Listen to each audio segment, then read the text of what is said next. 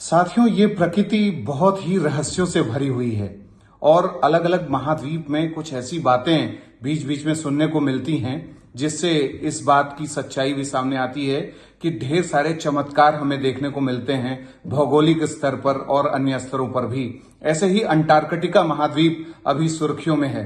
Antarctica में अभी हाल के समय में देखा गया कि पिरामिड नुमा एक संरचना देखी गई और बहुत से लोगों ने फिर इसे रहस्यमयी संरचना बताना शुरू किया और इसकी जांच पड़ताल करनी शुरू की कि ऐसा पिरामिड बना कैसे यहां पर।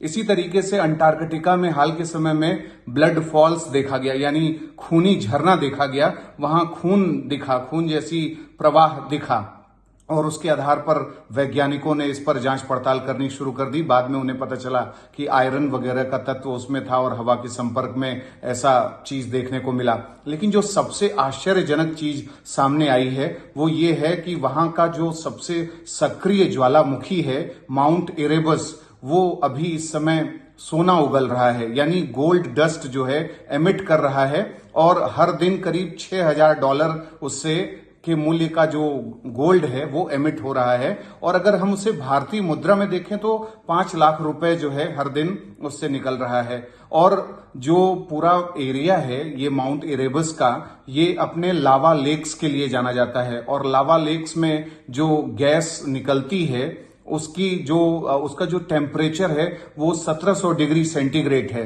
और उसमें लावा बॉम्ब भी एक्सप्लोड होता है, लावा बॉम्ब निकलता है।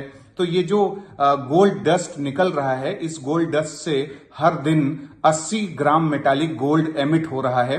और अब ये माना जा रहा है कि ऐसे रिसोर्सेज यहां पर मौजूद हैं, जिस तरीके से यूरेनियम चाहे हम ले लें या प्लेटिनम ले लें, निकल, कोबाल्ट, ऐसे तमाम पदार्थ हैं जो अंटार्कटिका में हैं।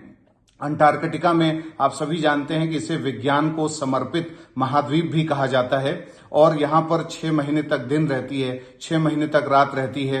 तो अंटार्कटिका महाद्वीप जो है वैज्ञानिकों के लिए हमेशा से रुचि का विषय रहा है कि यहां पर ऐसी जो अनहोनी वाली चीजें दिखती हैं उनका स्टडी करना, उनका अनुसंधान करना, इस पर वैज्ञानिक दिन रात लगे रहते हैं। भारत ने भी अपने कई अभियान चलाए अंटार्कटिका पे, दक्षिण गंगोत्री और कई प्रकार के जो मिशन है, भारतीय मिशन, इसके माध्यम से हम भी ये जानने की कोशिश करते हैं कि क्या भारत के जो विज्ञान और प्रौद्योगिकी से संबंधित अनुसंधान है इन सब क्षेत्रों पर वो कैसे सफल हो सकते हैं, किस तरीके से यहाँ के ग्लेशियर्स का पता लगाया जा सकता है, कैसे ग्लेशियर अगर मेल्ट होगा तो उसका कैसे पूरी दुनिया के जल संसाधन पर प्रभाव पड़ेगा। यूरोप से बड़ा है ये एरिया, पूरे ऑस्ट्रेलिया से बड़ा है, बहुत मतलब ऐसे एरियाज हैं दुनिया के जिनसे बहुत ज्यादा बड़ा क्षेत्र है ये। और यहाँ का जो सिस्टम है वो पूरे ग्लोबल क्लाइमेट को प्रभावित करता है और जो जीव जंतु हैं वो ग्लोबल वार्मिंग का यहाँ पर शिकार हो रहे हैं। तो ऐसे में अंटार्कटिका क्षेत्र को बेहतर तरीके से सुरक्षित करने के लिए कार्यवाही की जानी आवश्यक है। यहाँ पर कोई वीपन्स न ले जा पाए, न्यूक्लियर वीपन्स न ले जा पाए, यहाँ पर किसी तरीके का वेपनाइजेशन का काम न हो, इसके लिए इंश्योर करना पड़ेगा पूरी दुनिया के देशों को मिलजुल करके ऐसी ट्रीटीज, ऐसे कन्वेंशंस बनाने पड़ेंगे जिससे अंटार्कटिका सुरक्षित हो सके और हमें इस तरीके के चमत्कार बीच बीच में सुनने को मिले कि हाँ, यहाँ गोल्ड की बारिश हो रही है, यहाँ पर अन्य प्रकार के संसाधनों की बारिश हो रही है। हर क्षेत्र में संसाधन भरे हुए हैं दुनिया के अलग अलग हिस्सों में, लेकिन उसका दोहन करने वाले लोग भी बहुत तेज गति से कार्य कर रहे हैं, तो उसका दोहन नहीं होना चाहिए। साथियों, अगर हम थोड़ा सा इस पे बात करें कि यहाँ पर जो अनुसंधान किए गए या कौन से ऐसे व्यक्ति थे जिन्होंने अंटार्कटिका के बारे में पहली बार पूरी दुनिया को बताया कि ये भी एक भूमि का टुकड़ा है, तो वो थे अंटार्कटिका की भूमि से पूरे विश्व का परिचय कराने का श्रेय मिखाइल पेट्रोविच लाजारेव और फैबियन गाटलिएव बॉन बोलिक बोसैन को जाता है। और रामचरण जी 1960 में अंटार्कटिका पहुंचने वाले पहले भारतीय थे। हाल के समय में इसका एल्सवर्थ पर्वत है वो भी चर्चा में रहा है।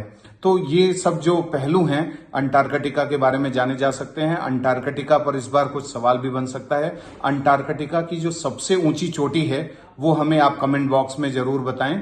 अगले कार्यक्रम के साथ जल्द ही मिलेंगे। इजाजत दीजिए, नमस्कार।